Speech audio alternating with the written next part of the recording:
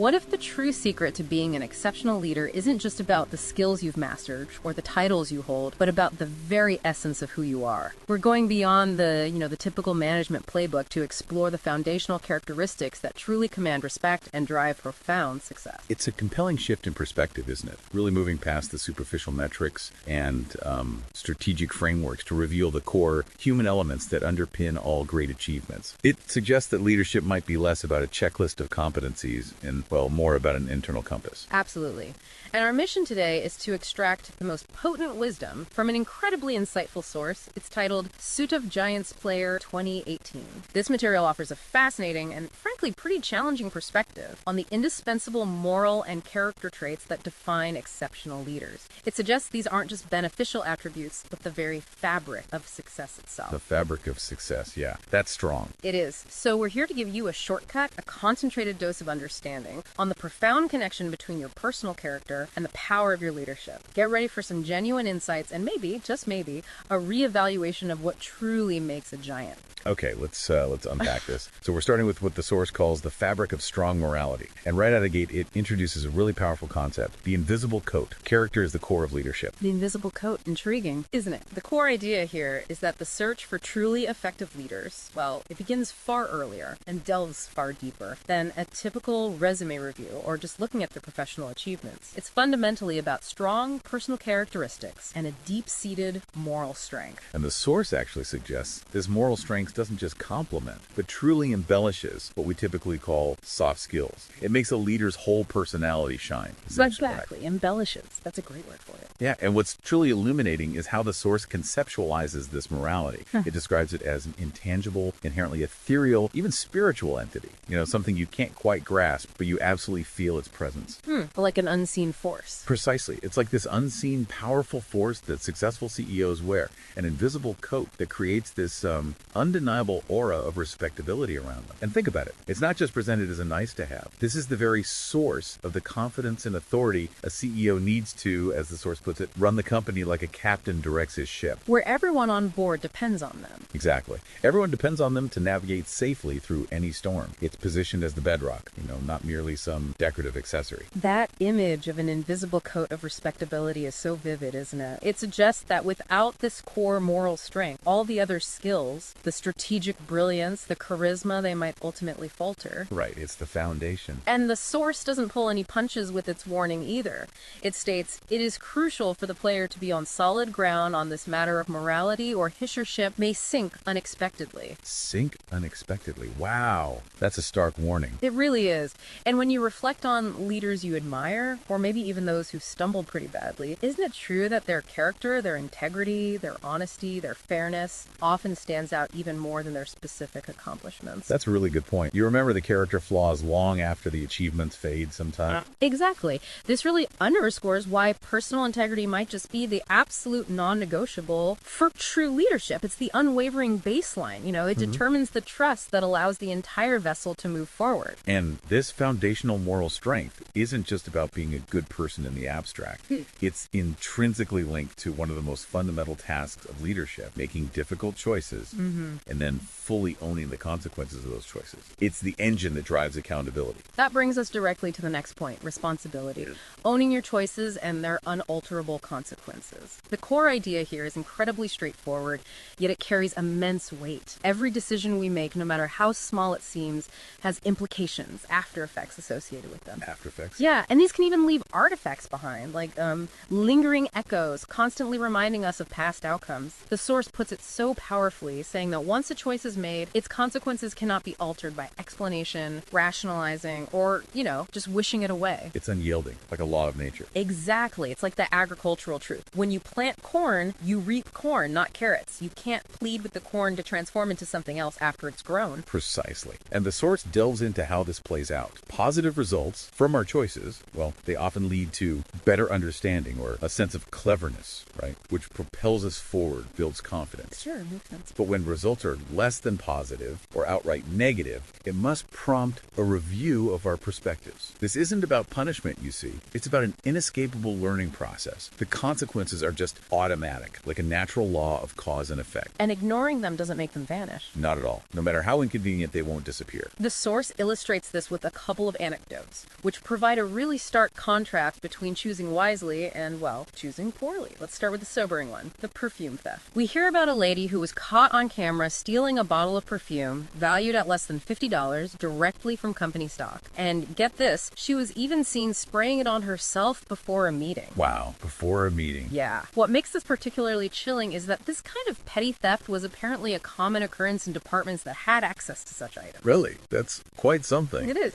But the woman, crucially, had no idea security was watching her every move. The consequences for her were immediate and automatic. Arrest, criminal charges, the undeniable loss of her job. Oof. Time spent in jail or needing to be bonded out with significant limitations, and the very real potential of further jail time, all for a bottle of perfume. Less than $50. Exactly. The source emphasizes that if she had simply paused, just taken a moment to consider the full scope of potential consequences, she almost certainly would have made a different decision. It's a classic example, isn't it? The source insists ignorance of them cannot stop them from being applied. It's like jumping out of a window. You don't need to understand the law of gravity for it to apply to you. It just does. Right. You hit the ground regardless. Exactly. And this raises a critical question for leaders, for anyone really. How many laws, whether they're legal statutes, ethical codes, or even just unwritten organizational norms, do we ignore to our peril, assuming our choices won't have inherent, inescapable consequences? That's a challenging thought. It also highlights a growing trend. Organizations now collect an immense amount of data about everything. It's not just for accountability anymore, but also to manipulate the information to make better predictions. The source says the playing field remains level, but the skills of the players may not match, meaning those who truly understand and respect these underlying laws of consequence will always have a significant advantage. Because their choices are more informed. Precisely. More informed and therefore more likely to yield favorable outcomes. It's a very sobering thought, that perfume story. But then, to really highlight the power of informed, values-driven choices, we have the story of the returned money. Ah, the counterpoint. Yes, a wonderfully positive anecdote. An associate finds a gold credit card and $2,000 cash tucked inside a purse that was returned. Wow, $2,000 cash. That's a temptation. A big one. But without a second thought, she turned in everything to her supervisors. What happened next was completely unexpected, even for her. The grateful customer, deeply impressed by her honesty, actually reached out to the company and asked them to reward the associate directly. Oh, interesting. Not just a thank you note. Not at all. The company responded by making a big show of celebrating the associate at a general meeting, surprising her completely. She had only expected, a simple gift card, which the company usually gave for minor acts of integrity or saving money. Kind of procedure, yeah. But here's the kicker, as you said earlier. At that precise moment in her life, she couldn't even pay her rent. Oh, wow. The timing. Incredible timing. The unexpected public recognition and the substantial reward that came with it were too big for her imagination. It was exactly what she needed, right when she needed it most. See, this individual fully owned her decision. She demonstrated that she valued her integrity far more than the temptation of stealing, even to solve her immediate, very pressing financial challenges. A strong moral character. Absolutely. Her choice required a strong moral character to make, and she got expected results. The rewards, though surprising in their scale, were the direct consequences of an excellent choice. This illustrates how positive outcomes, even when unforeseen in their specifics, are still a direct result of strong moral judgment and the conscious decision to act with integrity. It builds that trust ecosystem you mentioned. Exactly. For a leader, the source argues, this unwavering moral integrity is absolutely essential to accept responsibility for their decisions. Decisions are always personal, rooted deeply in one's core values. So when you, the listener, approach your own decisions, do you truly work backward from the desired outcomes? Do you pause to consider the potential artifacts and after effects before you act? Because the source makes it unequivocally clear. The more informed you are, the better your decisions will be. It's not just about what might happen. Right. It's about understanding what will inevitably happen given the choices you make, foreseeing the consequences, and aligning your actions accordingly. That powerful foundation of responsibility leads us seamlessly into another absolutely crucial trait for exceptional leaders, the ingenuity. The source breaks this down into two key parts: being a creator and being independent. Let's start with thinking outside the box and the boardroom, the creator's mindset. Okay, the creator mindset. Yeah, the core idea here is that leaders aren't just managers of existing processes, they must be true creators. They need to be ready to invent a solution or come up with some politically satisfying answers when confronted with challenges. Even if, as the source Riley notes, nothing learned in college will help. I suspect many leaders can relate to that. And this need for ingenuity, it extends far beyond just problem solving in a vacuum, doesn't it? It delves deeply into understanding the language of the executive suite. The language of the executive suite. Tell me more.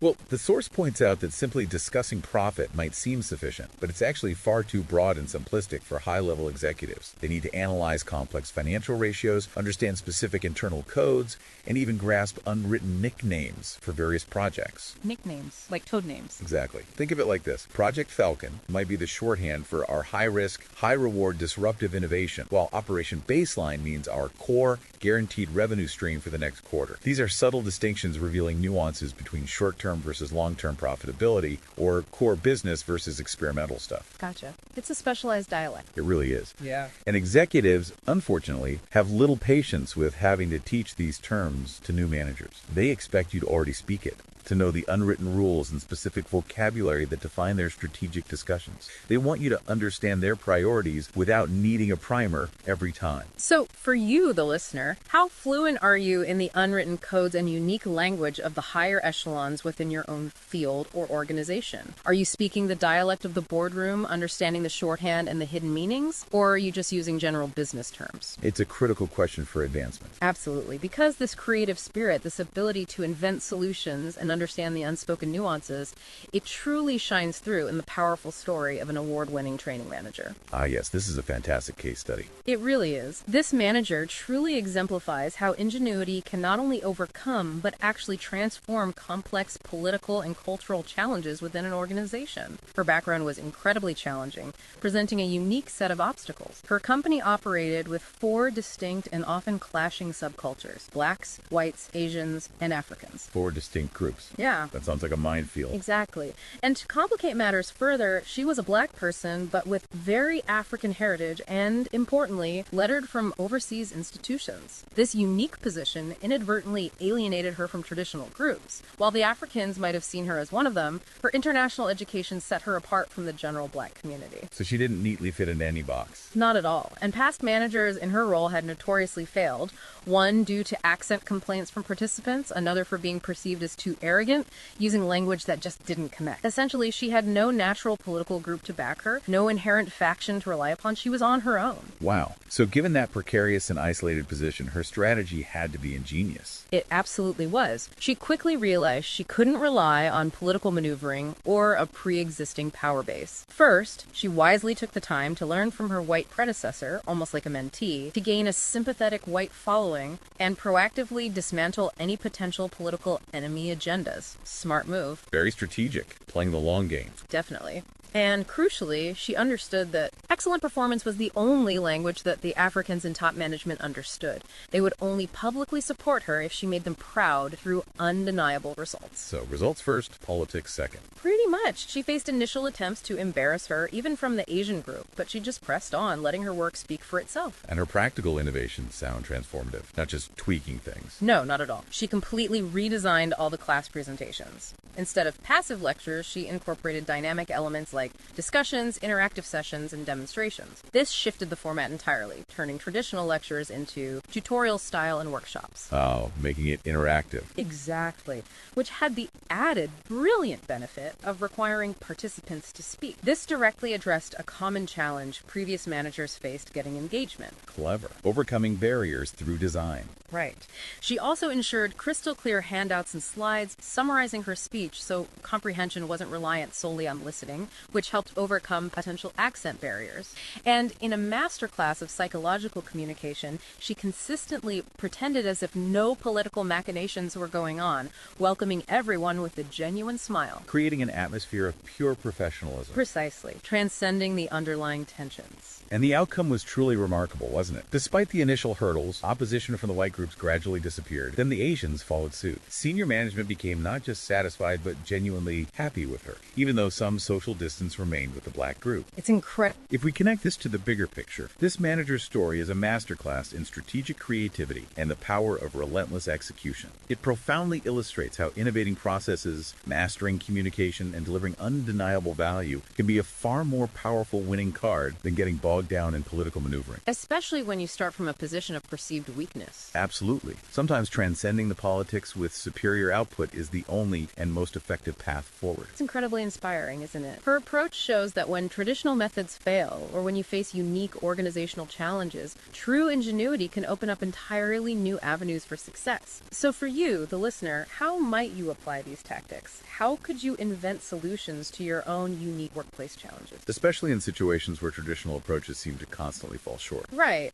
How can you simply deliver so excellently that the noise and opposition around you begin to just fade away? And this training manager's story powerfully highlights another critical trait that goes hand in hand with creativity: independence. Yes, the proactive element. Exactly. The source observes that her proactiveness suggests that she is prepared to invent solutions to problems rather than wait for someone to hint her on what to do. That, it emphatically states, is a character destined to go very far. It makes sense, not waiting for instructions. And the source then delves into a fascinating, maybe even slightly controversial aspect of career advancement. Which is? The idea of individuals actively positioning themselves for specific jobs. It explains how certain senior administrative positions are commonly structured around specific people or functions. Structured around people? You mean the job fits the person, not the other way around? Sometimes, yes. It can even lead to jobs being created specifically for someone. And the source reveals that recruiters might even publish job advertisements that are so finely tailored, so specific in their requirements that no one else except the proposed candidate will meet all the requirements. Wow, so the interview process for others is just a formality.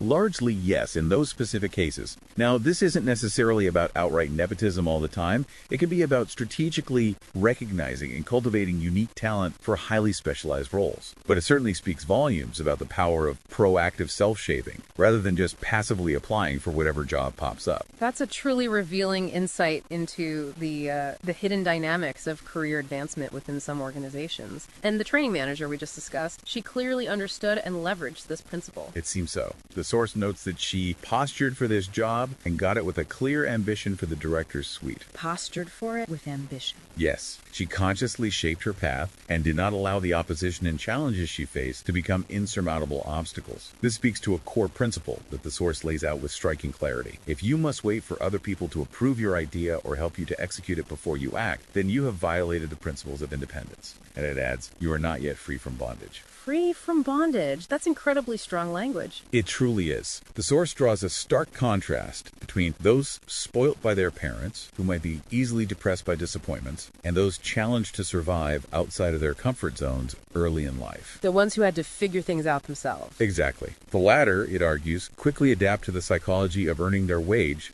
rather than depending on entitlements.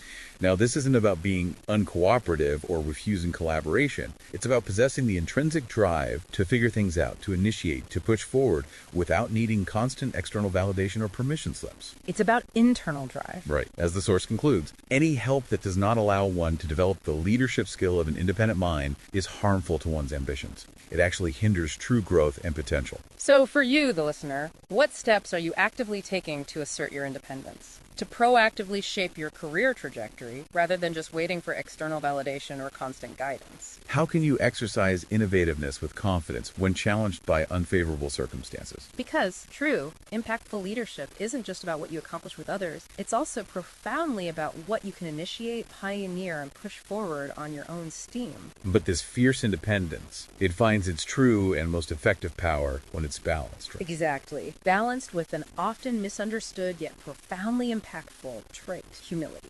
Let's turn our attention now to the inner strength, humble and honest, beginning with redefining humility, not weakness, but power. And this is where the source truly challenges conventional wisdom, I think. It really does. Because it states that modern business teaching defines humble, not as meekness or subservience like many traditional dictionaries might suggest. Right, the old definition. But as an open personality, receptive to instruction, self-reliant, mission-driven, always seeking to do their their best and yet ever grateful. It's a far more active and frankly powerful definition. Active and powerful, yeah. Not passive at all. Not at all. And this redefinition is absolutely crucial to understanding effective leadership. The source asserts, based on its observations, that genuinely humble managers have shown exemplary leadership and success. Why? Precisely because they always seek ways to better their achievements. They aren't content with the status quo. So they're ambitious, but in a different way. Exactly. They aren't meek. They are ambitious to serve. They possess high intelligence, are deeply committed to continuous learning, devouring books, listening to podcasts, attending seminars, and they genuinely celebrate the success of others. That's key, isn't it? Celebrating others. It is, and it's not feigned politeness. It's because their true competition is with themselves for excellence. For these leaders, wealth and status are outcomes, not the primary objective. Their relentless quest is for excellence through constant process improvement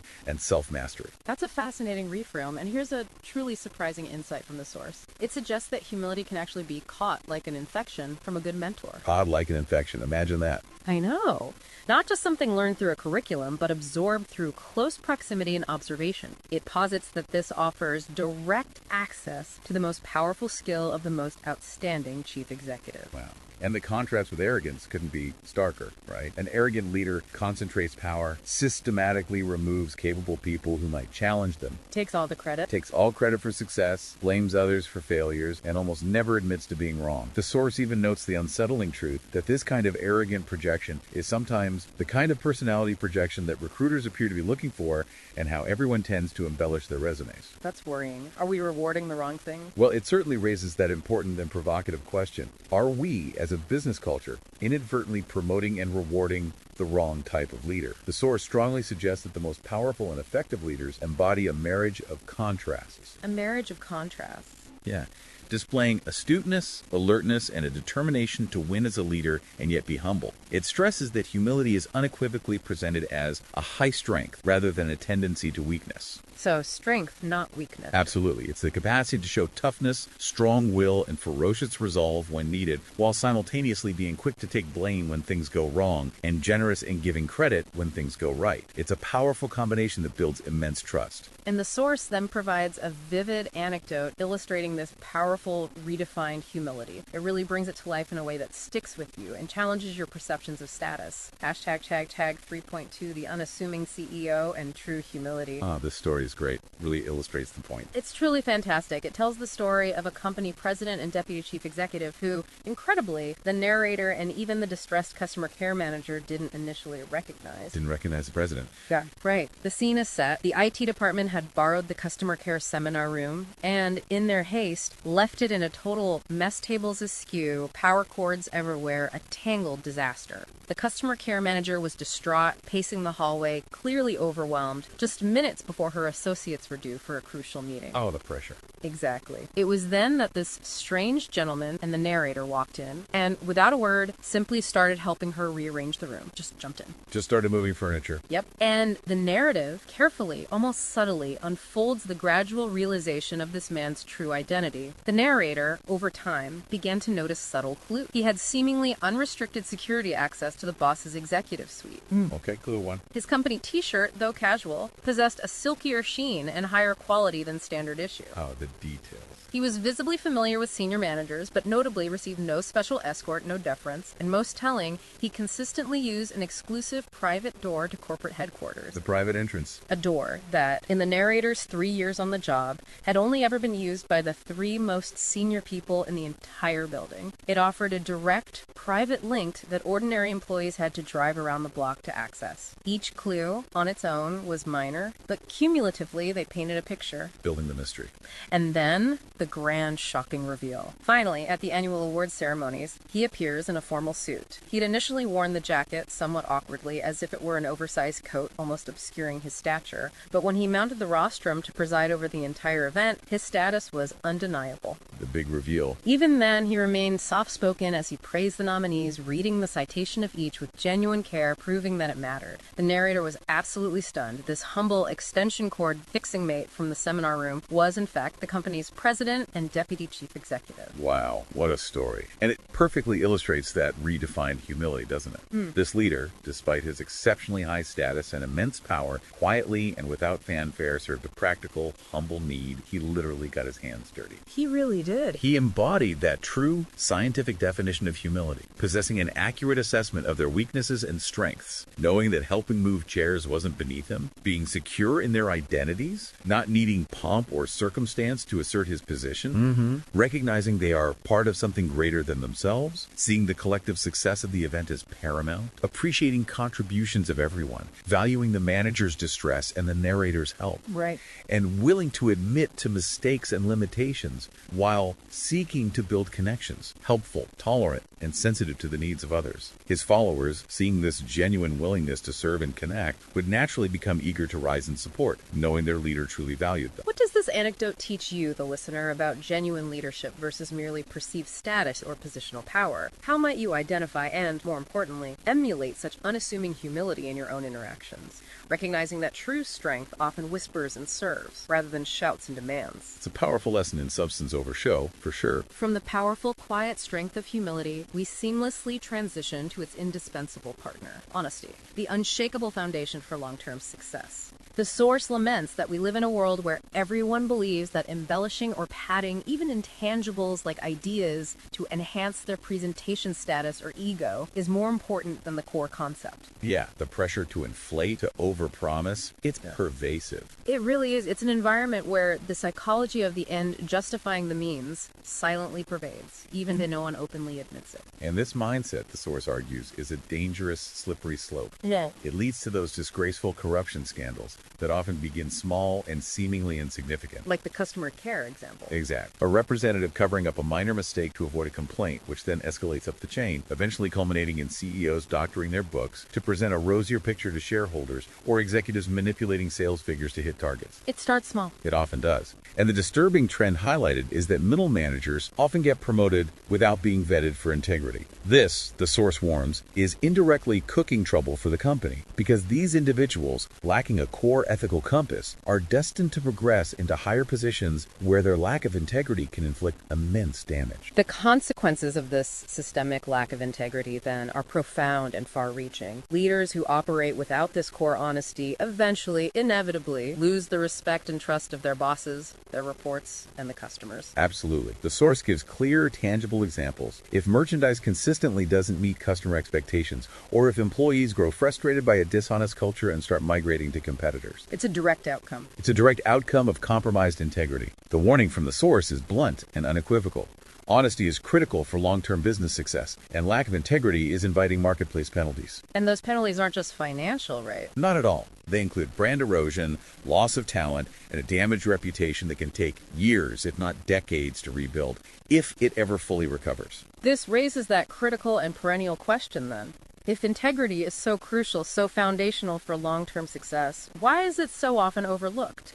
Why is it deprioritized or even sacrificed for what look like short-term gains? It's the million-dollar question, isn't it? The source makes a compelling argument that organizations led by individuals who treasure their names, guard their honesty and morality, supersede unethical organizations in marketplace profitability and long-term success. They ultimately win out. That's the argument. It cites the powerful adage that it takes truth only a second to unravel a lie jealously guarded and covered up for more than 20 years. And history, unfortunately, is replete with examples of high-profile scandals, from corporate accounting fraud to widespread public deception, that confirm this painful truth. The cost of dishonesty, while sometimes delayed, is almost never worth the perceived benefit. So, for you, the listener, how do you guard your own integrity? Especially in an environment where meeting aggressive targets or presenting that perfect image might sometimes seem to overshadow ethical conduct. What are the profound long-term returns, not just financial, but in terms of trust, reputation, and peace of mind on truly radical honesty in your own professional life? Because, with integrity firmly in place,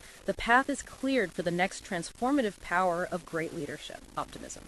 Now we shift gears to the driving force, optimistic and visionary, starting with the power of the positive outlook, optimism in action. Optimism. Yeah. More than just feeling good. Exactly. The core idea here is that optimism isn't just a pleasant personality trait or a feel-good emotion. It's presented as a fundamental workplace success requirement, one that actually promotes profitability significantly. It's about consciously choosing a positive, proactive approach to negativity. It's a deliberate, strategic act. And the source illustrates this beautifully with a fantastic anecdote from a famous musician. She was overheard sharing this piece of wisdom. She said, "I don't get into the gutters with anyone to settle a quarrel. I have been endowed with a gift to pause and to think, however hard an insult hits me." Power to pause. Yes, in that short period of reflection, I can think up a positive approach because I owe myself a duty to rise above the level of the attacker. Rise above. I like that. And the result. The compelling result. She noted that those people rarely include my name these days in their fights. Because, as the source concludes, coming up with a positive approach suggests maturity and an opportunity to earn more respect. It demonstrates control and strategy that disarms aggression. That's truly powerful, and it reminds me of Winston Churchill, who in 1916, amidst the horrors of World War I, advised embattled soldiers in the trenches, "Laugh a little and teach your men to laugh can. If you can't smile, grin. If you can't grin, get out of the way until you can." Wow, in the trenches. Right. That must have been incredibly tough advice to swallow at the time, facing such dire circumstances. But it speaks directly to the core of optimism, not as naivete, but as a deliberate and essential strategy for resilience, morale, and ultimately survival. It's about finding light even in the darkest moments. And in a modern workplace application, optimistic managers are absolutely crucial. They don't just hope for the best. They actively help associates commit to and to focus on achieving innovative techniques. When problems arise, they objectively locate the issue rather than dwelling on blame and then diligently evaluate potential solutions. Solution focused. Exactly. When setbacks inevitably occur, true optimists don't wallow. They immediately look for insights that will transform the situation or improve a process. On a team level, optimistic teams, by their very nature, will not waste energy focusing on inaction, helplessness, avoidance, and conflict. They don't get stuck. No. Instead, they respond to difficulties by controlling the environment and appraise the issues with an approach to solve problems. And this skill, the source emphasizes, can't just be limited to the leader. Transferring it to your entire team is crucial. You should actively identify and encourage naturally positive individuals to become the life of the party, strategically motivating and uplifting others. And the source provides another wonderful anecdote that perfectly illustrates this dynamic. The story of an optimistic boss. The coffee break boss. That's the one. This boss had an incredibly informal yet highly effective communication style. He would subtly sneak in during coffee breaks or other off-the-cuff group gatherings, effortlessly joining conversations. From discussions about the weather or global news, he'd seamlessly transition to jokes about kids and chocolate and even provide updates on associates who were in the hospital. Building connection. Subtly smoothing out misunderstandings or addressing underlying tensions without ever making it feel like a formal meeting. The narrator recounted, "It is difficult to have a dull 15 minutes with him. Every statement from him comes with a joke or an implied joke." So, using humor strategically. Right. And here's where it truly gets interesting. This seemingly casual, almost whimsical approach was, in fact, a highly effective and deliberate leadership strategy. It built deep rapport, fostered psychological safety, and subtly resolved issues in an atmosphere completely devoid of tension or formality. And this boss's approach to cultivating well-being and optimism was put to a memorable test, wasn't it, with the weekend work rule? Yes. He called a terse, uncharacteristically sober team meeting, which naturally surprised and worried everyone. The reason for this sudden shift in tone: someone had confessed to working at home on the weekend instead of taking care of their family and feeling pressure to keep up. The pressure got to someone. Exactly. The boss immediately laid down a new, non-negotiable rule. Henceforth, no work emails or discussions about work on weekends. If colleagues happen to meet at social parties, the business should be about the event, not solving work-related problems. Drawing a clear boundary. A very clear one. And the boss's point was simple, yet revolutionary. Having fun is part of getting the best out of employees. In other words, it is a work requirement of sorts here. Fun is a work requirement. That's brilliant. It wasn't just about work-life balance. It was about strategically optimizing employee energy and engagement. Such a counterintuitive yet utterly brilliant move, shifting fun from a perk to a core work requirement. So for you, the listener, how does your workplace truly balance productivity with employee well-being? Could adopting a fun as a work requirement mindset actually transform your team's energy, creativity, and problem-solving capabilities? It certainly provides fertile ground for the next crucial leadership trait, vision, to flourish. Building on that vibrant optimism, we arrive at vision, the blueprint for success. The core idea here is that vision is far more than just a grand aspiration. It's the practical plan to achieving goals. Practical plan, not just wishful thinking. Exactly. It's about strategically aligning talents, providing clear direction for everyone, and inspiring all stakeholders to move cohesively towards shared, tangible objectives. And the source makes a critical distinction between a dream and a vision, right? It does. A dream, while inspiring, may or may not be achievable, often lacking concrete steps. A vision, by contrast, clarifies the concrete details of how to define operational success. So, more specific. Much more specific. This includes articulating precise plans and proposals, clearly defining what constitutes failure or need for improvement, and establishing a clear definition of targets and their measurements. A vision isn't vague. It's about practicality, foresight, and measurable outcomes. It's the difference between saying, I dream of a better future, and saying, our vision is to capture 20% market share in the next 3 years by launching 2 new product lines and optimizing our supply chain. That clarity is what truly transforms intent into action. Visionary leaders, the source explains, don't just set goals, they set realistic, maybe demanding goals and doggedly go after them with an almost obsessive focus. Doggedly go after them. Yeah. They pursue values that transcend money or prestige, which, interestingly, enables them to capitalize on critical, often overlooked aspects of diversity within the workplace, fostering a more inclusive and innovative environment. That's an interesting link to diversity. It is. And there's a beautiful, profound line in the source. Serving others make others want to serve you. This isn't about manipulation. It's about building genuine followership through ethical leadership and a shared sense of value and purpose, focusing everyone on that visionary agenda. And to be effective, the source asserts that any compelling vision statement must incorporate 4 critical components. Okay, what are they? First, it needs a heart, an emotional appeal that captures attention and inspires action. Second, a clear image of success, a vivid mental picture of the desired outcome and the euphoria of achieving it. Heart and image. Third, measurement is crucial, allowing for an objective determination of the precise difference between now and the result, providing tangible proof of progress. And finally, a time frame, specifying when the assessment of achievements will realistically take place. Heart, image, measurement, time frame. Got it. But articulating that vision, even with those 4 powerful components, isn't enough, is it? Not even close. Effective communication is the absolutely essential key to getting teams working freely and voluntarily towards it, rather than just complying grudgingly.